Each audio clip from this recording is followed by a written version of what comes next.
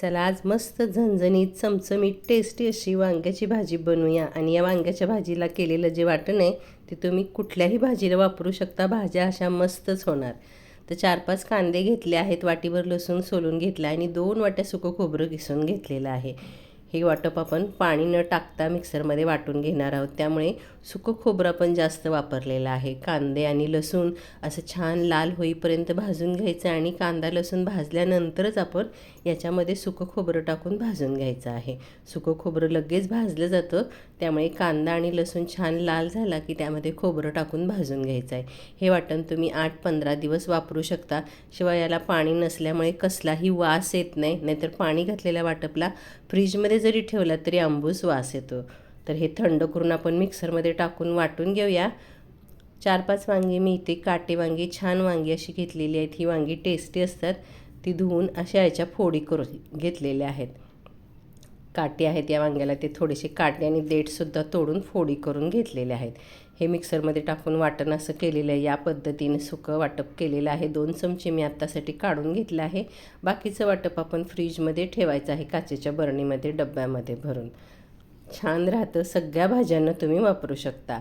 यामध्येच आता 2 चमचे आपला कांदा लसूण मसाला आहे, कोल्हापुरी मसाला, तो 2 चमचे भाजलेल्या शेंगदाण्याचं कूट आणि मीठ टाकून आपण हे सगळं मिक्स करून घ्यायचं आहे. वाटण, मसाला, कूट आणि मीठ. त्यामध्ये थोडी कोथिंबीर टाकली आहे. कढईमध्ये 2 चमचे तेल, मोहरी, जिरं.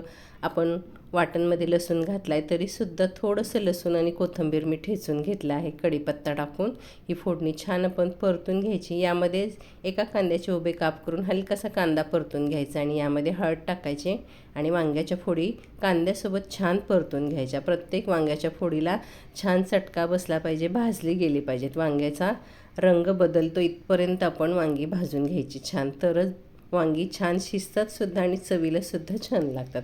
खूप गाळ होत नाहीत वांगी. वांग्याची भाजी ही 100% कधीही शिजवायची नाही, 90% वांगं शिजवायचं, म्हणजे ते चवीला छान लागतं.